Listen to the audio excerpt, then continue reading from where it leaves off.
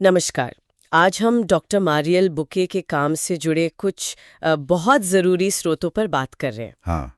ये अंतर पीढ़ीगत आघात, मतलब जो सदमा पीढ़ी दर पीढ़ी चलता है और उससे उबरने के रास्तों पर है। बिल्कुल।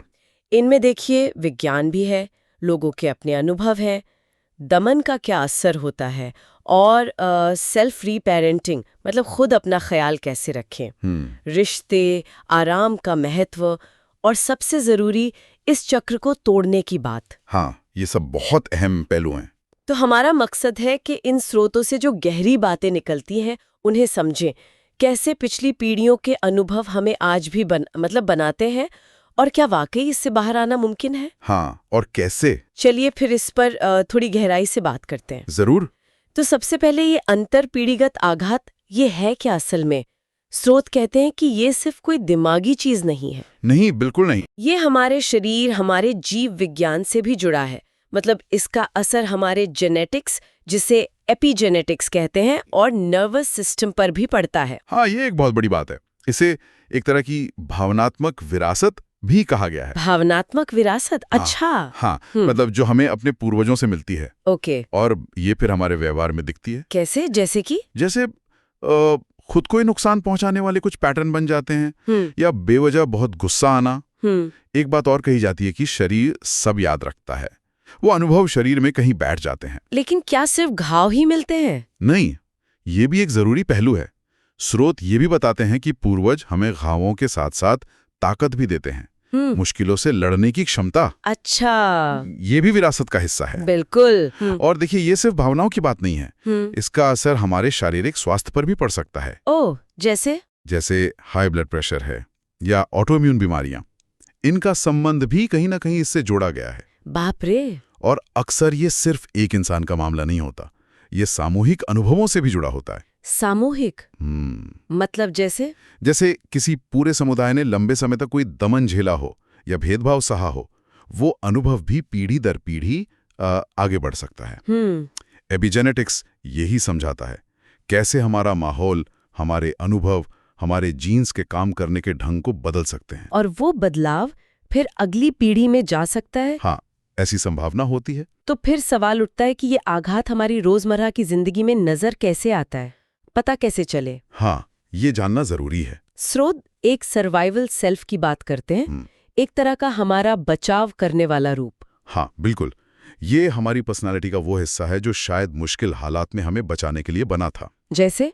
क्या करता है ये सर्वाइवल सेल्फ? जैसे हर वक्त दूसरों को खुश रखने की कोशिश करना। ओह हाँ, ये तो बहुत कॉमन है। या फिर अपनी भावनाओं को बिल्कुल जाहिर न करना, उन्हें दबाकर रखना। ये कभी ना कभी जरूरी रहा होगा शायद। लेकिन अब शायद ये हमें खुलकर जीने से, असल जुड़ाव बनाने से रोकता है।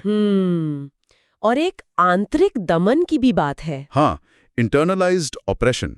मतलब जब हम समाज की जो नकारात्मक सोच है, जो हम पर थोपी जाती है, उसे अपना सच मान लेते हैं। जैसे किसी अथॉरिटी वाले इंसान से बेवजह डरना, या अपनी ही कामयाबी पर शर्म सी महसूस करना कि शायद मैं इसके लायक नहीं हूं। ओह, ये भी उसी का हिस्सा हो सकता है। हाँ, ये बहुत बारीक तरीकों से दिखता है और हमारे रिश्तों पर भी इसका गहरा असर पड़ता है। रिश्तों पर कैसे? देखिए, बचपन का जो माहौल होता है वो हमारे बड़े होने पर बनने वाले रिश्तों की नींव रखता है।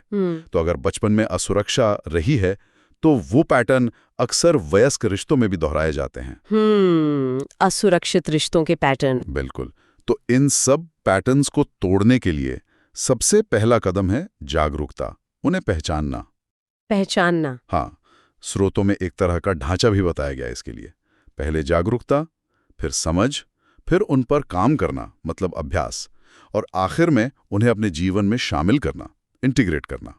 अच्छा, ये 4 कदम: जागरूकता, समझ, अभ्यास और समावेश। हाँ, तो जब हम इन पैटर्न्स को पहचानने लगते हैं तो फिर सवाल आता है कि ठीक है, अब इनसे बाहर कैसे निकलें? क्या रास्ते हैं? हाँ, और यहीं पर उपचार की बात आती है। स्रोत कई रास्ते बताते हैं। जैसे? एक है अपने अंदर के बच्चे का पुनः पालन करना, रीपेरेंटिंग द इनर चाइल्ड। हाँ, ये बहुत शक्तिशाली तरीका माना जाता है। इसका मतलब क्या है? मतलब खुद को वो सुरक्षा, वो प्यार, वो करुणा देना जो शायद हमें बचपन में उस तरह से नहीं मिली जैसी जरूरत थी। अपने आप को देना। हाँ, खुद को। और एक और बहुत जरूरी चीज जिसका जिक्र है वो है आराम, रेस्ट। आराम मतलब सिर्फ सोना? नहीं, सिर्फ सोना नहीं। यहाँ आराम का मतलब है अपने नर्वस सिस्टम को, अपने तंत्रिका तंत्र को शांत करना। अच्छा। बिना किसी अपराध बोध के रुकना। अच्छा। खुद को रिचार्ज होने का मौका देना।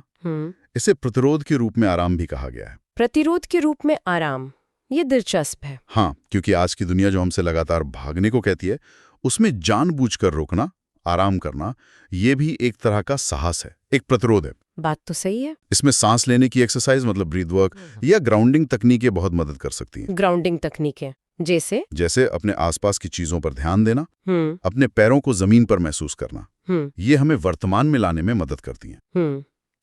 स्त्रोतों में पूर्वजों से जुड़ने के अभ्यासों का भी जिक्र है। हाँ, एंसेस्ट्रल हीलिंग, जैसे उन्हें पत्र लिखना या उनके जीवन की कहानियों को जानना, सुनना। इससे क्या होता है? इससे हमें अपनी विरासत के दोनों पहलुओं से जुड़ने में मदद मिलती है, जख्मों से भी और ताकतों से भी। अच्छा, ये संतुलन बनाता है। हाँ, और ये समझना बहुत जरूरी है कि उपचार कोई सीधी लकीर नहीं है, इसमें उतार चढ़ाव आते हैं। मतलब ये कोई मंजिल नहीं है? नहीं, बिल्कुल नहीं। ये जीने का एक तरीका बन जाता है, एक लगातार चलने वाली प्रक्रिया। और असल में उपचार का एक बड़ा मकसद ये भी है कि हम आने वाली पीढ़ियों के लिए इस आघात के चक्र को तोड़ें। हाँ, ये बहुत बड़ी बात है, चक्र तोड़ना। बिल्कुल। और इसमें सुरक्षित स्वस्थ रिश्ते बनाना भी एक बहुत अहम हिस्सा है। उपचार अकेले में नहीं होता। सही कहा।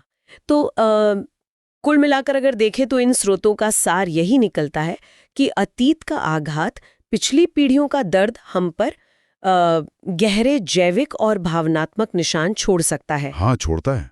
लेकिन अच्छी बात यह है कि इन निशानों को पहचान कर और फिर खुद का ख्याल रखकर, जैसे वो सेल्फ रीपेरेंटिंग की बात हुई, आराम को अहमियत देकर, अपनी जड़ों से जुड़कर और शरीर पर ध्यान देने वाली तकनीकों से हम उपचार की राह पर आगे बढ़ सकते हैं। और जैसा आपने कहा, ये एक सफर है, कोई अंतिम पड़ाव नहीं। बिल्कुल। ये एक जीवन शैली है, जीने का एक तरीका।